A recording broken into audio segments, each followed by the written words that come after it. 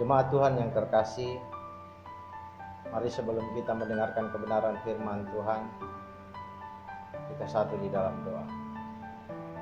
Bapa di dalam sorga, terima kasih pada pagi hari ini boleh kembali bersama dengan jemaat-Mu untuk merenungkan kebenaran firman-Mu. Karena itu kami mohon Roh Kudus membimbing kami supaya kami boleh mengerti kebenaran firman-Mu. Demikian juga hamba-Mu yang penuh dengan kelemahan dan keterbatasan ini, agar diberikan kuasa untuk memperkatakan firman-Mu seturut dengan kehendak-Mu. Kami sambut firman-Mu di dalam nama Tuhan Yesus. Haleluya. Amin. Shalom. Selamat pagi jemaat Tuhan yang terkasih. Puji Tuhan, pagi ini kita boleh kembali bersama-sama menikmati kebenaran firman Tuhan, makanan rohani yang tentu memuaskan kita, memberikan kelegaan, penguatan agar kita semakin bertumbuh seturut dengan kehendak-Nya. Puji Tuhan. Bapak Ibu yang kekasih di dalam Tuhan kita Yesus Kristus, mutiara adalah barang yang sangat berharga. Apalagi kaum Hawa sangat menginginkan benda ini karena sangat indah. Benda ini sangat bernilai.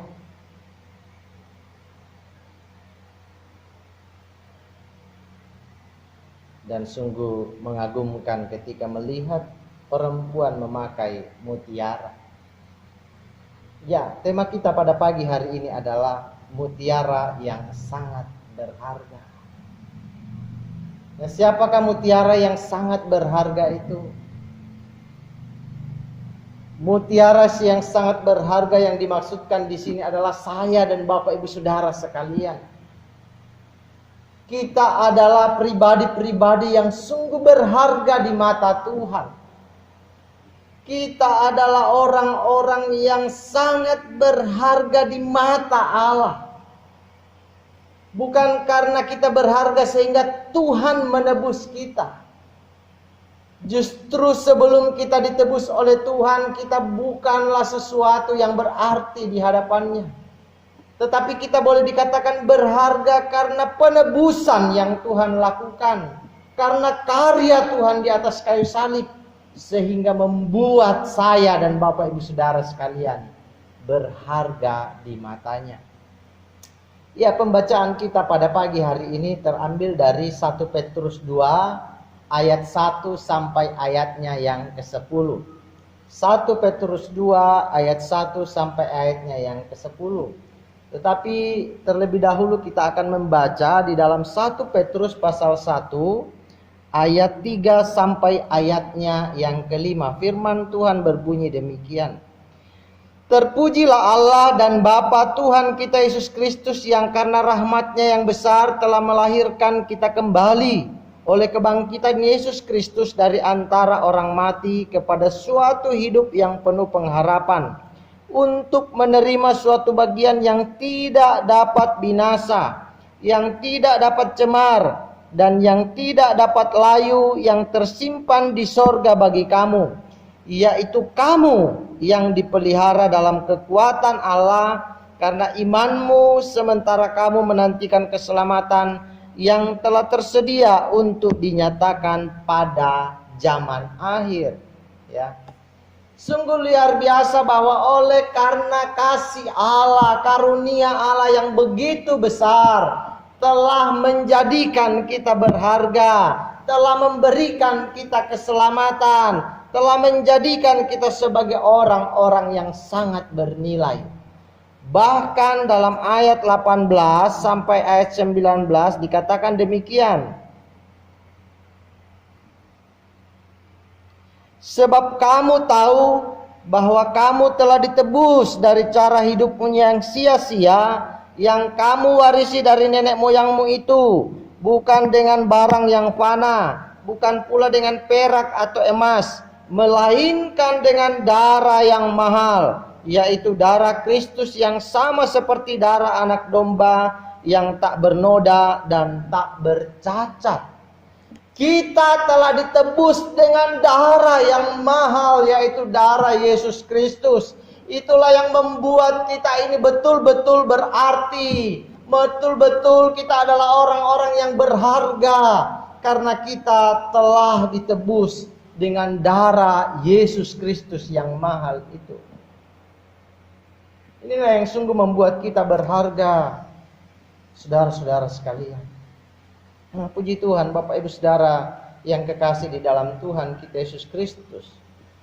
Jika kita adalah mutiara yang sangat berharga, maka kita harus yang pertama, yaitu hidup di dalam perubahan. Ya. Dalam ayat 1 sampai ayat 3, pas 1 Petrus 2 ayat 1 sampai 3 firman Tuhan berkata, "Karena itu buanglah segala kejahatan, segala tipu muslihat dan segala macam kemunafikan, kedengkian dan fitnah, dan jadilah sama seperti bayi yang baru lahir, yang selalu ingin akan air susu yang murni dan yang rohani, supaya olehnya kamu bertumbuh dan beroleh keselamatan, jika kamu benar-benar telah mengecap kebaikan Tuhan." Bapak Ibu Saudara yang kekasih di dalam Tuhan, kita sebagai orang-orang yang sudah dihargai, dijadikan berharga oleh Tuhan, seharusnya kita hidup di dalam perubahan. Seharusnya kita mengalami perubahan hidup yang lebih baik. Tidak selamanya hidup di dalam kehidupan yang lama kita. Kalau kita telah mengecap kebaikan Tuhan, kalau kita telah menerima penebusan yang daripada Allah, maka seharusnya hidup ini harus betul-betul mengalami satu pemulihan, mengalami satu restorasi dalam hidup kita. Bahwa kita sebagai orang-orang yang telah dijadikan berharga ini harus melakukan satu perubahan hidup. Ya. Tadi dikatakan bahwa karena itu buanglah segala kejahatan, segala tipu muslihat dan segala macam kemunafikan, kedengkian dan fitnah. Ini adalah sifat-sifat pola hidup yang lama. Karakter yang lama, kehidupan yang tidak berkenan kepada Tuhan. Maka saya mau katakan, ketika kita telah mengalami penebusan daripada Yesus Kristus, seharusnya memang kita membuang cara hidup yang lama itu. Jangan lagi kita tinggal di dalam kemunafikan. Yesus seringkali menegur orang-orang Farisi, ahli-ahli Taurat, karena mereka itu hidup di dalam kemunafikan. Mereka sering menuntut orang lain melakukan perkara-perkara yang baik, melakukan hukum-hukum Allah, tetapi mereka sendiri tidak hidup di dalam hukum Allah. Yesus pernah berkata bahwa mereka itu seperti tembok yang dilumuri dengan cat. Bahwa kelihatan mereka dari luar seperti baik, kudus, terhormat, tetapi di dalam diri mereka penuh dengan kemunafikan, penuh dengan ketidakbenaran, penuh dengan kejahatan, kehidupan-kehidupan yang tidak berkenan kepada Tuhan. Ini yang Tuhan mau agar kita tinggalkan dalam hidup kita. Karena itu mari kita membuang cara-cara hidup yang lama. Jangan lagi kita sama seperti dengan dunia ini. Ada banyak orang di luar sana yang masih suka melakukan kejahatan. Akhir-akhir ini terjadi banyak kejahatan. Orang olahraga bersepeda dibegal. Ada banyak terjadi pencurian, ada banyak terjadi perampokan. Karena ada banyak orang yang kehilangan pekerjaan. Ada banyak orang yang menghadapi masa yang sulit, sehingga membuat mereka kalang kabut dan melakukan hal-hal yang tidak benar. Tapi saya mau katakan bagi kita orang-orang yang percaya, kita harus membuang segala sifat-sifat yang tidak benar itu. Jangan lagi kita suka berbuat apa yang jahat, apa yang tidak benar. Jangan lagi kita suka memfitnah. Kita mencari kehormatan diri sendiri. Kita rela orang lain dijelek-jelekan dan kita diagung-agungkan. Marilah kita menjadi anak-anak Tuhan yang betul-betul mengalami satu perubahan dalam hidup kita. Membuang segala sifat-sifat yang tidak berkenan kepada Tuhan. Karena kita betul-betul telah menikmati, mengecap kebaikan Tuhan di dalam hidup kita. Telah menerima penebusan itu yang telah menjadikan kita menjadi orang yang berharga. Kalau kita ini berharga, tentu harusnya segala tindakan kita sungguh memuliakan Tuhan. Tindakan kita betul-betul membuat orang di sekeliling kita diberkati. Orang di sekeliling kita merasa nyaman. Orang di sekeliling kita betul-betul bisa menerima keberadaan kita, kehadiran kita. Karena kita hidup di dalam kebenaran. Tetapi ketika orang hidup di dalam kejahatan, dalam kemunafikan, dalam kedengkian, dalam fitnah, saling membenci, maka di sana tidak ada berkat. Karena orang lain tidak merasa nyaman hadir bersama dengan kita. Bahwa orang yang hidup di dalam perubahan itu selalu haus dengan makanan rohani. Ayat 2 tadi dikatakan, dan jadilah sama seperti bayi yang baru lahir, yang selalu ingin akan air susu yang murni dan yang rohani, supaya olehnya kamu bertumbuh dan beroleh keselamatan.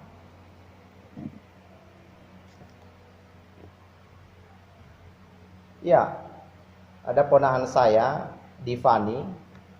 Dia itu kalau lihat orang makan, dia pengen makan. Walaupun dia barusan makan, bahkan sementara makan. Memang dia suka makan. Tapi bukan rakus ya. Dia suka makan.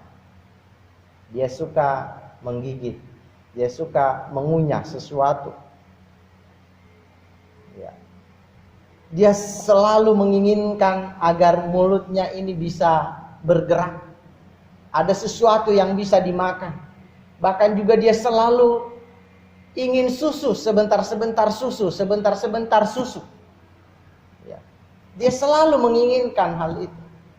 Dan memang kondisi badannya baik. Karena memang ya mungkin sering makan dan juga sering minum susu. Ya.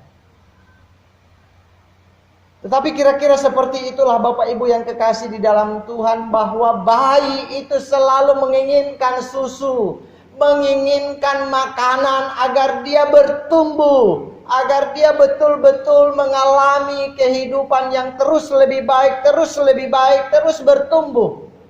Demikianlah juga Tuhan menginginkan bahwa supaya kita selalu haus akan makanan rohani seperti bayi.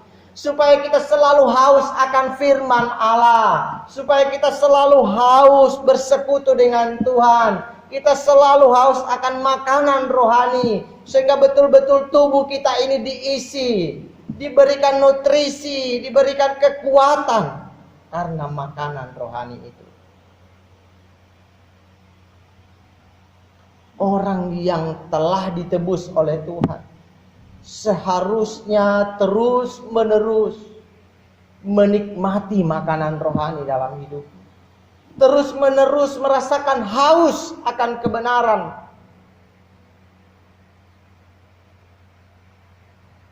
Kita seringkali senang kalau ditraktir oleh orang lain.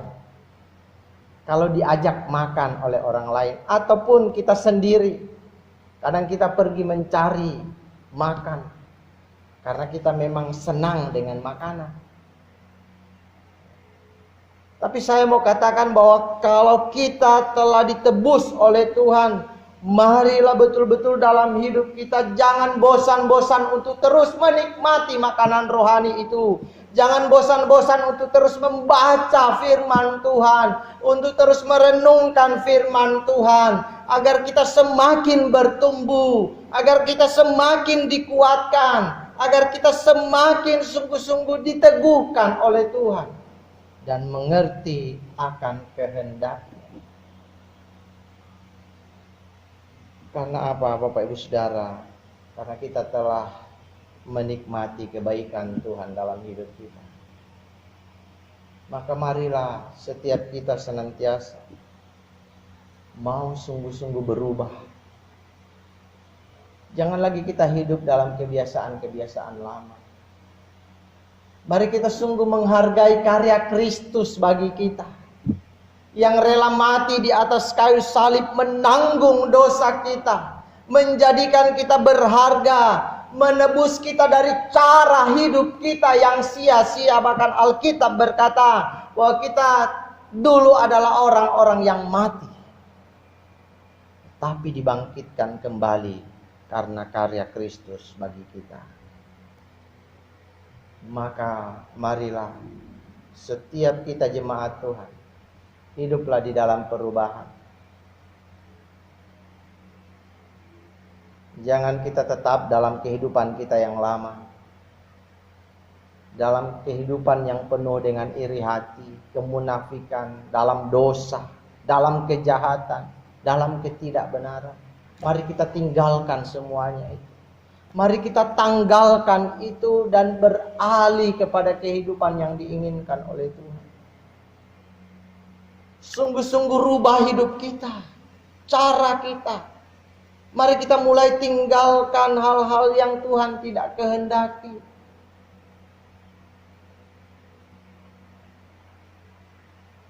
Sehingga kita dikatakan adalah orang-orang yang bisa menghargai penebusan Tuhan bagi kita. Yang kedua, Bapak Ibu, jika kita adalah orang yang berharga atau mutiara yang berharga bagi Tuhan, maka yang perlu kita lakukan adalah suka mendekat kepada Tuhan. Ayat 4 sampai ayatnya yang ke-8 firman Tuhan berkata, "Dan datanglah kepadanya batu yang hidup itu, yang memang dibuang oleh manusia, tetapi yang dipilih dan dihormat di hadirat Allah. Dan biarlah kamu juga dipergunakan sebagai batu hidup untuk pembangunan suatu rumah rohani, bagi suatu imamat kudus, untuk mempersembahkan persembahan rohani yang karena Yesus Kristus berkenan kepada Allah. Sebab ada tertulis dalam kitab suci, sesungguhnya aku meletakkan di Sion sebuah batu yang terpilih, sebuah batu penjuru yang mahal, dan siapa yang percaya kepadanya tidak akan dipermalukan. Karena itu bagi kamu yang percaya ia mahal, tetapi bagi mereka yang tidak percaya, batu yang telah dibuang oleh tukang-tukang bangunan telah menjadi batu penjuru, juga telah menjadi batu sentuhan dan suatu batu sandungan. Mereka tersandung padanya karena mereka tidak taat kepada firman Allah, dan untuk itu mereka juga telah disediakan." Bapak Ibu yang kekasih di dalam Tuhan kita Yesus Kristus, sebagai orang-orang yang berharga, orang-orang yang sudah diberikan penebusan oleh Yesus Kristus, mari kita semakin hidup di dalam pergaulan dengan Tuhan. Mari kita setiap hari membangun hubungan dengan Allah. Mari kita semakin suka mendekat kepada Tuhan,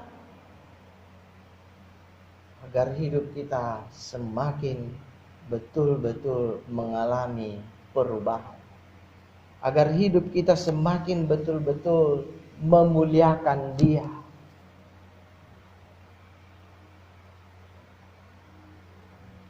Mari kita mengajak diri kita, membawa diri kita, bahkan keluarga kita untuk semakin mendekat kepada Tuhan. Karena Daud pernah berkata, "Hanya dekat Allah saja aku tenang." Dekat dengan Tuhan bukan kita saja merasa nyaman, tetapi betul-betul kita menikmati persekutuan yang indah. Kita menikmati kehadiran Allah. Kita menikmati keteduhan bersama-sama dengan Tuhan. Dan kenapa kita harus suka mendekat kepada Tuhan? Karena Dia itu hidup. Dalam ayat yang keempat tadi dikatakan bahwa dan datanglah kepadanya batu yang hidup itu.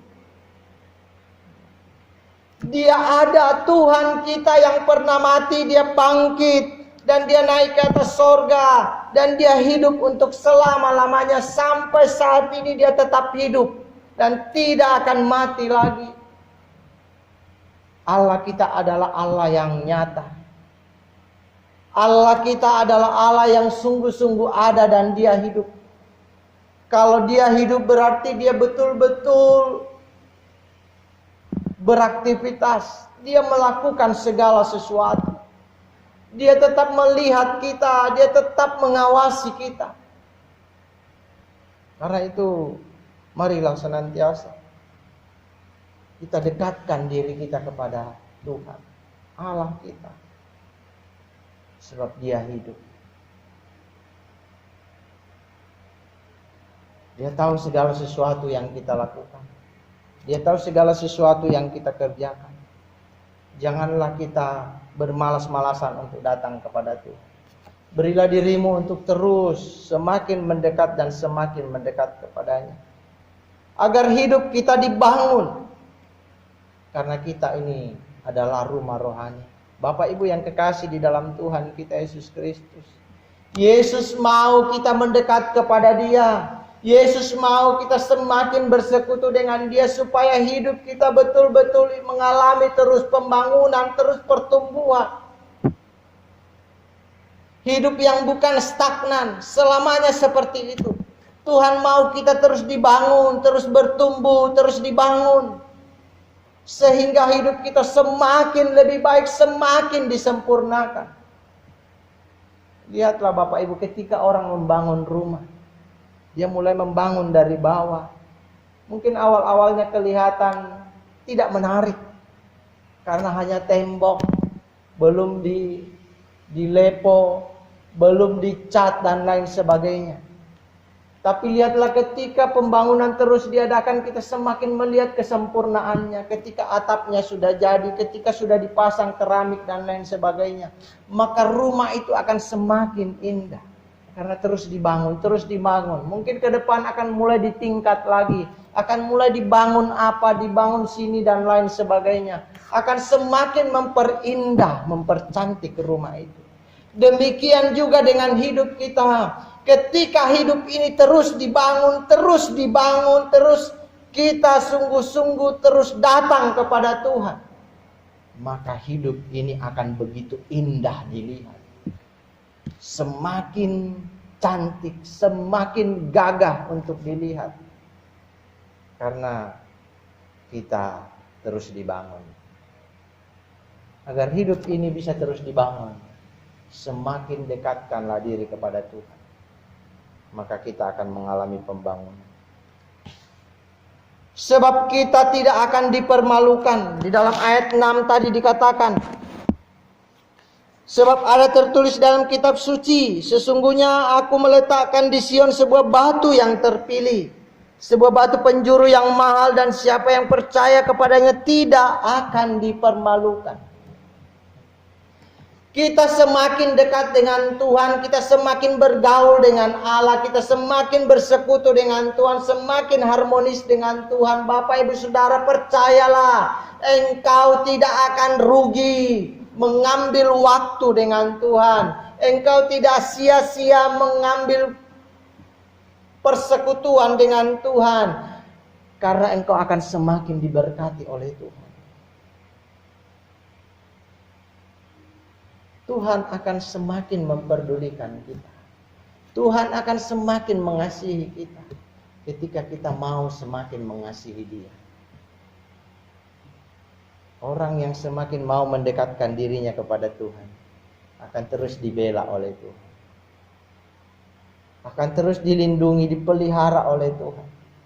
Bahkan tidak akan dipermalukan.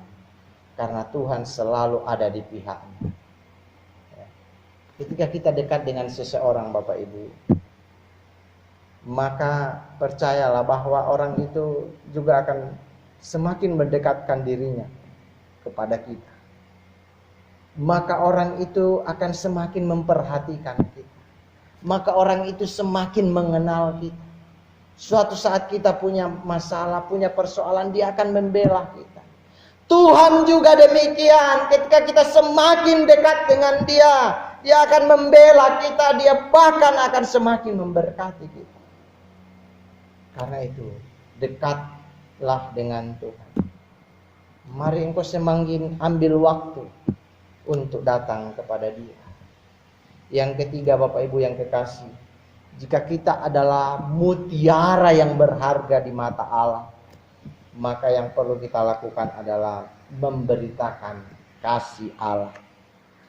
Di dalam ayat 9 sampai ayatnya yang ke-10 firman Tuhan berkata, tetapi kamulah bangsa yang terpilih, imamat yang rajani, bangsa yang kudus, umat kepunyaan Allah sendiri, supaya kamu memberitakan perbuatan-perbuatan yang besar dari Dia yang telah memanggil kamu keluar dari kegelapan kepada terangnya yang ajaib. Kamu yang dahulu bukan umat Allah, tetapi yang sekarang telah menjadi umatnya, yang dahulu tidak dikasihani, tetapi yang sekarang telah beroleh belas kasihan.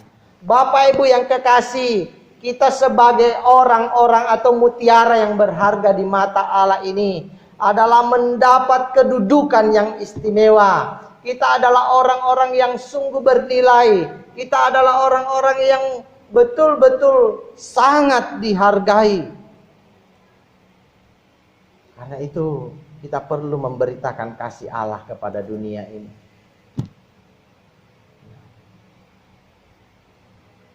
Tuhan telah memberikan posisi yang istimewa buat kita. Tuhan telah menjadikan kita sebagai umat pilihannya. Orang-orang yang dipilih. Orang-orang yang dipilih itu adalah orang-orang yang mumpuni, orang-orang yang hebat, orang-orang yang dianggap memiliki sesuatu sehingga dia dipilih. Karena itu Bapak Ibu Saudara, kalau kita sudah dipilih oleh Allah, itu adalah hak yang istimewa, kedudukan yang istimewa, sesuatu yang betul-betul diberikan bagi kita sebagai penghormatan.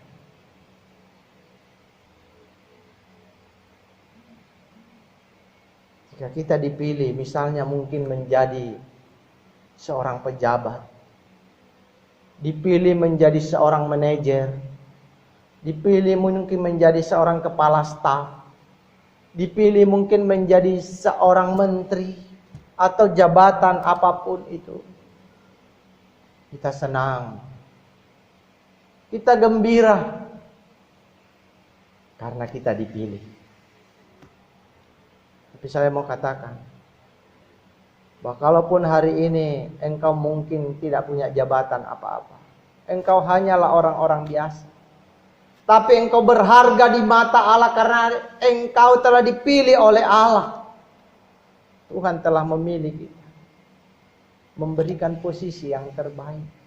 Ya. Dikatakan tadi bahwa tetapi kamulah bangsa yang terpilih, imamat yang rajani, bangsa yang kudus, umat kepunyaan Allah sendiri.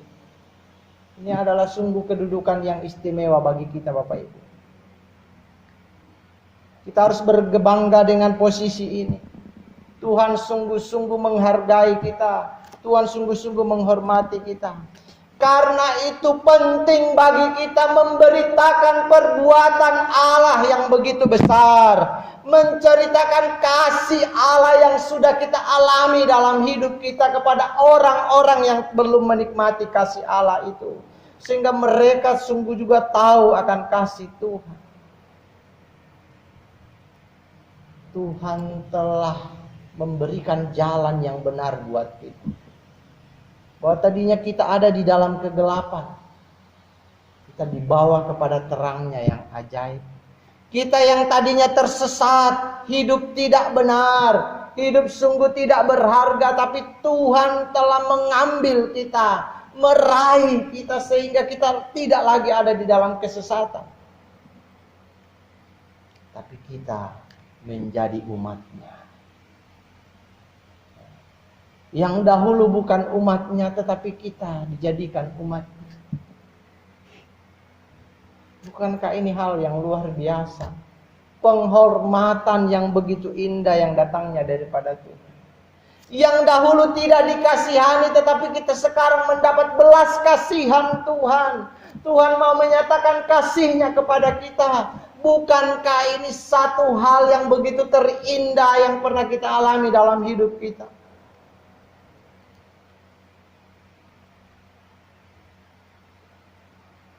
Karena itu tidak ada alasan bagi kita untuk tidak menceritakan kasih Allah kepada dunia.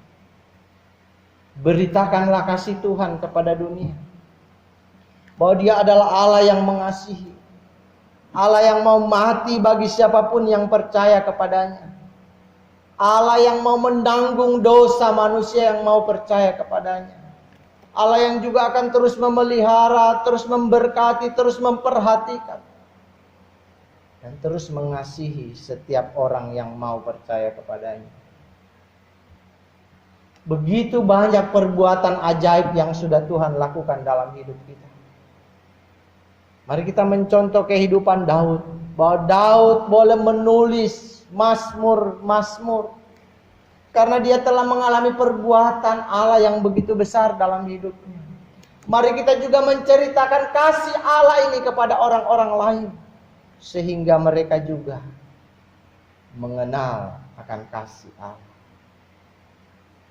Bapak Ibu, engkau berharga di matanya. Bukan karena engkau berharga dari awal. Bukan karena engkau keturunan siapa. Tapi Tuhanlah yang membuat engkau berharga.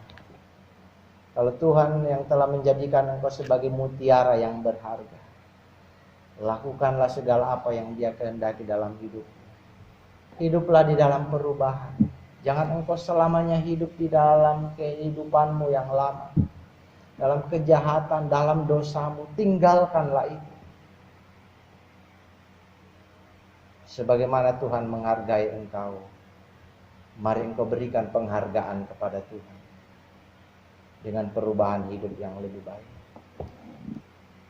Mari semakin dekatkan diri kepada Tuhan. Karena ketika engkau semakin mendekat kepada Dia, Dia semakin mendekat kepadamu. Dia akan semakin memberkati engkau, semakin memelihara engkau. Dan beritakanlah kasih Allah yang sungguh luar biasa terjadi di dalam hidup kita. Ada banyak pengalaman yang indah yang sudah kita alami bersama dengan Tuhan. Ceritakan itu, sehingga orang lain juga datang kepadanya. Tuhan Yesus memberkati kita semuanya. Mari kita berdoa.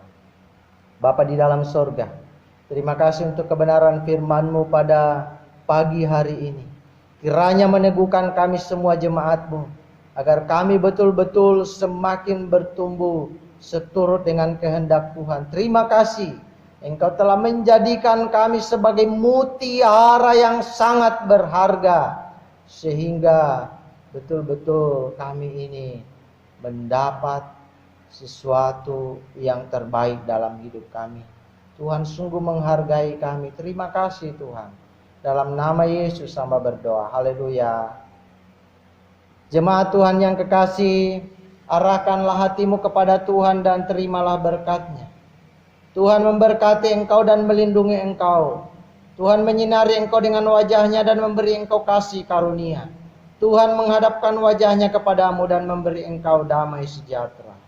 Haleluya. Amin. Terima kasih Bapak Ibu Saudara telah menikmati kebenaran firman Tuhan pada pagi hari ini. Percaya Tuhan senantiasa bersertamu. Haleluya. Shalom.